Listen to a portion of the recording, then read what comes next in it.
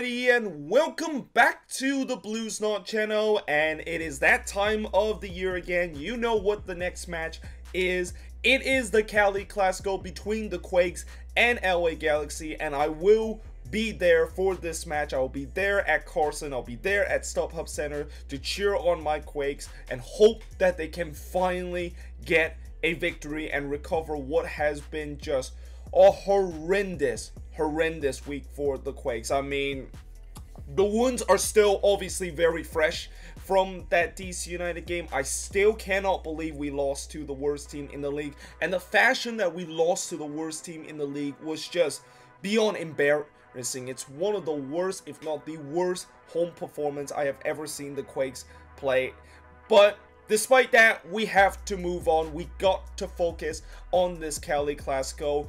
And this Cali Clasico, before it has already been touched upon, there's already been a little bit of a plot twist in this Cali Clasico. And it's not anything that will make the TV rating very proud. And certainly it will kind of drive the neutral away from this Cali Clasico, because we all know that this Cali Clasico is between two really bad teams, and that it's gonna be just kind of a very shit fest kind of Cali Clasico where both teams just struggle to break each other down, and maybe in the end it just ends in a draw where it doesn't really help either team going forward. But the thing is, Zlatan is not going to be in this game, and he is not going to be part of this Cali Clasico, and you probably already know why he's not going to be part of this Cali Clasico, because he decided to slap somebody in the face in that last game against the Montreal Impact, and that he got a straight red for that. And you know, I cannot believe the fact that there is still so many people on the internet right now are still defending Zlatan of how, you know, that red card was justified because that's been what he's been doing for the last 10 years in Europe, and that, you know, he is kind of like a god and stuff like that. And I'm not really gonna get too deep into that, because if I get too deep into that, I know the dislike is gonna happen in this video, and I know there's gonna be a lot of people that watch this video and just gonna comment with hate, saying that how dare you not praising Zlatan as a god. But all I'll say is, to all those people that are still defending him and still thinks that he is literally immortal here in MLS, all I have to say is, wake up and smell the coffee, and that this is the MLS and it's not Europe, okay? So that's all I have to say about that. But in terms of what will this mean for the Quakes and certainly for the Cali Clasico, well, I already said it, that the TV rating is going to go way down and people are not going to pay attention to this, because that's the whole point of this game. People want to see how Zlatan does in the first ever Cali Clasico. But it also is the fact that this is sort of a little bit good news to the Quakes, because I have no confidence whatsoever, I have no faith that this defense can try to stop Zlatan in this game. I mean, after what I've been seeing with this defense in these last couple of games, and really throughout this whole season, how can I really say that I am really confident that we are gonna stop a 6'5" kind of Swedish kind of world-class striker and expect him to have a very kind of quiet game? I mean, I am obvious if I say that, I am just being a very kind of deluded Quakes fan. But fortunately, we're not going to face him, which is a little bit good news. But having said that, despite the fact that Zlatan is not playing in this game, it doesn't mean that this is going to be an easier game for us. I mean, they still have dangerous weapon on their team, which is where it gets to my next part, where I talk about the players that we got to watch out for in this Cali Clasico. And there are a couple of names that we got to watch out for. First and foremost has to be Ola Kamara. You know, Ola Kamara, he hasn't had the best time so far with the Galaxy, but he has started to pick up his form a little bit. I mean, he scored the winning goal in that last game against the Montreal Impact, and he has started to score a couple of goals in these last couple of games to get his form back where he was last year when he was with the Columbus Crew.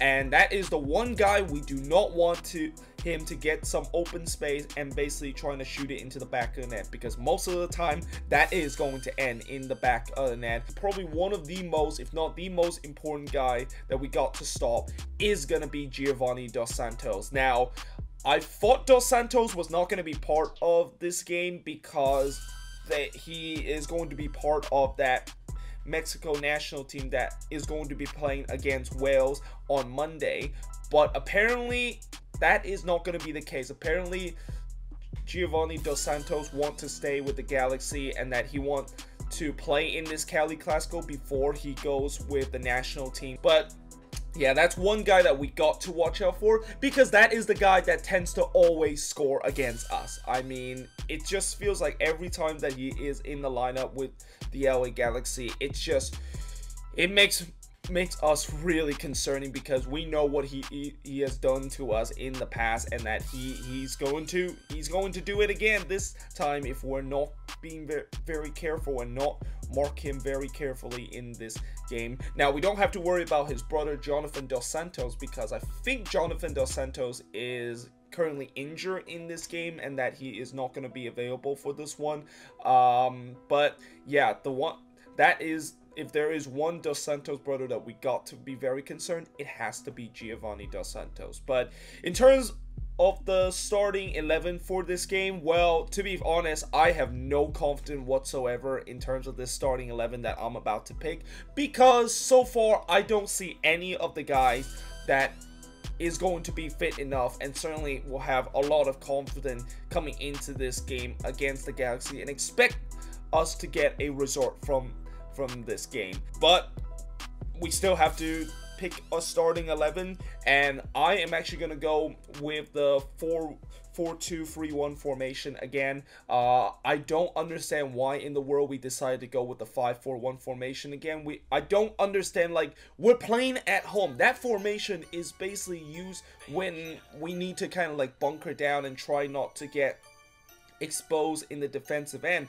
and we're playing against a DC United team that does not have a lot of kind of good attacker on their team, and is a team that's not going to really trouble us on the attacking end, and we still go 5 at the back. I mean, I honestly don't understand why that is the case. But either way, in terms of this 4-3-2-1 formation, in goal, it is going to be Andrew Tarbell. You know, Tarbell did not have a good game at all, and you know, some people kind of blame him about a couple of the shots that he should have saved. Although, to be fair, I would say that some of those shots by DC United, some of the goal that he conceded, I don't think even a world-class goalkeeper would have saved that. I think it was just us making some silly giveaway, and that once DC United was through on goal, they were gonna try to punish us because of those mistakes. They did exactly that. So, you know, although Tarbell did not have a good game by conceding those 3 goals in the first half, you got to also consider the fact that in the second half he also made a couple of big saves to at least keep this game close and not just make ourselves just absolutely embarrassing in this home performance. But yeah, Tarbell is going to be there, and then in the left back it is going to be Weehan. You know, Weehan did not have a good game in the last one, but at least in terms of him not having a good game in the left back, at least he's not the bad game that he had in the left back is not as worse as what Salinas had a couple of weeks ago, and at least he wasn't one of those guys that gave the ball away. So, you know, for me, I think Weehan's going to be back there in the left back. And in terms of the center back partnership, it is going to be Youngworth and Cummins. Now, I'm not quite sure if Cummins is going to be called up for the Panama national team to have their kind of pre-World Cup prep friendly game, and this of course goes the same with Godoy. But if he is going to be going to Panama, that means that it is going to be Affolter that's going to be there instead of Cummins that is going to be in there. And then of course in the right back it is going to be Nick Lima. In the holding midfield, this is where I'm going to change it up a little bit. I'm going to say it is going to be Alashe and Godoy. And again, if Godoy is going to be part of that Panama national team that's going to play that preseason, or not preseason, but that pre kind of World Cup friendly game, then I think it's going to be Jackson Yu that is going to be there. And the reason why I decide not to put Jackson Yu in this game is literally what happened in the last game. I mean, that was really bad. That was one of the worst game I have seen Jackson Yu as a Quakes so far through his career as a San Jose Earthquake. So he's gonna be kind of benched for this game, and instead it's gonna be Alashe and Godoy is gonna be in that midfield. And then in the free central attacking mid, I'm gonna say it's gonna be Eriksson, Vako, and Hika. Now I'm not quite sure if Hika is back to full fitness. I think he is. I mean, I checked on the MLS Soccer kind of website, and they said that he is not on the injury list. So I'm guessing that he is pretty much back to full fitness. But having said that, remember a couple of weeks ago where I thought Hika was available? Yeah, it turns out he wasn't, and that was checking on the MLS Soccer kind of website. And if he's going to be injured in this game, that means that I basically just did not learn from my mistake last time to not trust the official website of MLS to check if a player is injured or not, because most of the time the sources are incorrect. So if Hika's not going to be there, then we're going to have to change maybe the formation a little bit. Maybe we're going to have to go with 2 center forward and have potentially Wando being in this game. And going forward, it is going to be Danny Hoesen, which, by the way, I didn't even mention this in my vlog or in my review video. But basically what happened is that right there around the second half when he got subbed off, he actually immediately sprinted back to the locker room. Now, there were some sources that say that Hoesen suffered a minor injury and that he had to go back to the locker room to do further evaluation. But having seen that instant where Hoesen just kind of like sprint back into the locker room, and that he sprint back to the locker room without a trainer, something tells me that he didn't really suffer a minor injury. And something tells me that whoever wrote that source is trying to hide the fact that Hoesen went back straight back to the locker room, not because he is just incredibly frustrated with the fact how the team was. But either way, in terms for the prediction of this game, you know, one thing that I will say about this game is that, yes, certainly we want to win this game, but having said that, if you look at our past record in the Cali Clasico at StubHub Center, it's not very good, okay? We have not done very well away in the Cali Clasico, but we really need a win. We really need to bounce back from what happened last week. And certainly in these last couple of games, the Galaxy has really struggled at home, and kind of like they're back to where they were last season, where they just could not win well, they could not win at home, and at times they just could not win on the road also. So we got to take advantage of that. We need to get a win in this game, and I'm going to say we are going to win it by a final score of 2-1. But yeah, I hope you guys enjoyed this video. If you do, make sure you guys leave a like, smash that subscribe button, and yeah, I of course will see you guys next time, and I will see you guys for that special away day vlog in the Cali Clasico on Friday.